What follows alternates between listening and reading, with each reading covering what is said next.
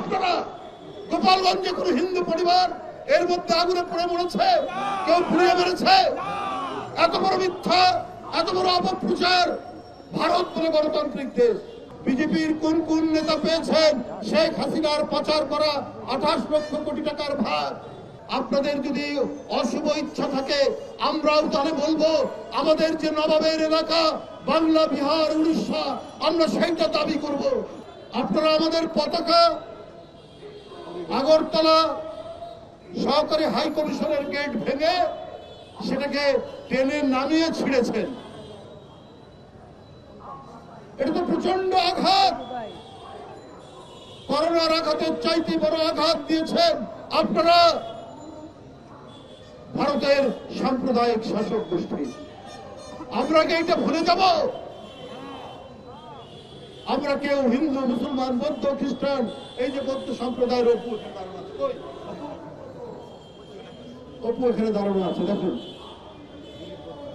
দিলীপ বড়ুয়া আছে। আমরা কোনোদিন ভুলে যাব না। আপনারা আপনাদের মিডিয়া কি একজন সুমন, এক ভদ্রলোক, তারপরে অহর্নিশি ক্রমাগত ভাবে তিনি মিথ্যা অপপ্রচার করে যাচ্ছে। আমি তাকে একটু ভদ্রলোক বলেই মনে করতাম, দেখতে শুনতেও সুন্দর, কিন্তু মনটা এত অসুন্দর। বাংলাদেশের গোপালগঞ্জে একটা পরিবারে আগুন লাগিয়ে 5 জন পুড়িয়ে মেরে ফেলা হয়েছে, ওইটা তিনি ফলাও করে প্রচার করছেন। বলুন আপনারা গোপালগঞ্জে কোন হিন্দু পরিবার এর মধ্যে আগুনে পড়ে মরেছে, কেউ পুড়িয়ে মেরেছে? এত বড় মিথ্যা, এত বড় অপপ্রচার। ভারত বলে গণতান্ত্রিক দেশ, ভারত বলে সেকুলার দেশ, ভারত বলে ধর্মনিরপেক্ষ দেশ। Double million offer, Walton fridge কিনে পেতে পারেন 20 লক্ষ টাকা, রয়েছে কোটি কোটি টাকার নিশ্চিত উপহার। আর তাদের মিডিয়া আজকে খেয়ে না খেয়ে বাংলাদেশের বিরুদ্ধে অপপ্রচার করছে। শুভেন্দু বাবুদের তল্পি বাহক হয়েছে। ওখানে যারা সত্যিকারের প্রগতিশীল, অসাম্প্রদায়িক, তারা এই সমস্ত মিডিয়াকে বলে কি যেন, গদি মিডিয়া। মানে যারা গদিতে আছে সেই গদির তল্পি বাহক মিডিয়া। এক একটা বয়ান, একটা ন্যারেটিভ তৈরি করছেন বাংলাদেশের বিরুদ্ধে। কারণ শেখ হাসিনার পতনটা একেবারেই মেনে নিতে পারছেন না, একেবারেই মেনে নিতে। 28 লক্ষ কোটি টাকা পাচার হয়েছে শেখ হাসিনার আমলে।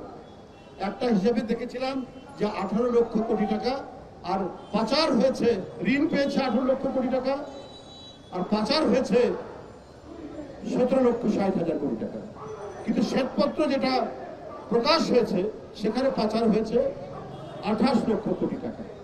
তাহলে এই কোটি টাকা কি, এই 28 লক্ষ কোটি টাকার কত টাকা পেয়েছেন সুবন্ধু বাবুরা? এটাও আপনারা বলুন, না হলে কেউ কিন্তু বলে দেবে। বিজেপির কোন কোন নেতা পেয়েছেন শেখ হাসিনার পাচার করা 28 লক্ষ কোটি টাকার ভাগ? এটাও কিন্তু বাংলাদেশের মানুষ জেনে গেছে এবং আনুষ্ঠানিকভাবে হয়তো একদিন সেটা বলে দেবে।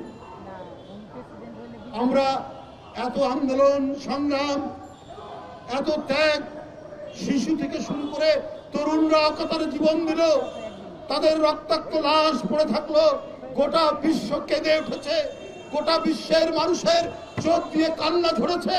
আর ভারত, আমরা পাশাপাশি, আমাদের সংস্কৃতির অনেকটা মিল আছে, তারপরেও আপনারা এতখানি হিন্দুত্ববাদী, এতখানি সাম্প্রদায়িক, এতখানি অন্ধ যে শেখ হাসিনাকে রক্ষা করার জন্য আপনারা বাংলাদেশের মানুষের বিরুদ্ধে, আন্দোলনকারী মানুষের বিরুদ্ধে, শহীদ মুগ্ধর বিরুদ্ধে, শহীদ আবু সাইদের বিরুদ্ধে আপনারা আপনাদের প্রচারণা যেটা চালাচ্ছেন, আমাদের এই শহীদদের বিরুদ্ধে সেটা যায়।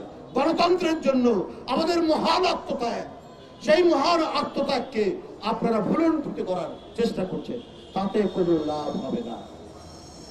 আপনারা যদি মনে করেন এই করে আপনাদের আগ্রাসন সুসম্পন্ন করবেন, আমরা আমাদের স্বাধীনতা, সার্বভৌমত্ব বিশ্বাস করি, রক্ষা করার জন্য অঙ্গীকারবদ্ধ। আমরা প্রত্যেকটা দেশের স্বাধীনতার মর্যাদা দেই। ভারত সহ যত ক্ষুদ্র রাষ্ট্র বড় রাষ্ট্র আছে প্রত্যেকেরই স্বাধীনতা সার্বভৌমত্বে আমরা মর্যাদা দেই।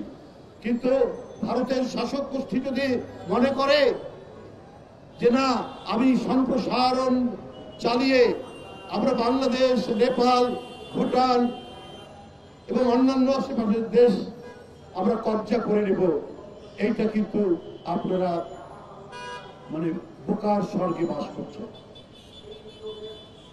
এইটা এই বাংলাদেশের মানুষের তাদের যে তেজোদ্দীপ্ততা, তাদের যে দেশ রক্ষার অন্তর্নিহিত শক্তি, তাদের যে প্রাণের উন্মাদনা, এই প্রাণের উন্মাদনা ভারত কখনোই টের পায়নি।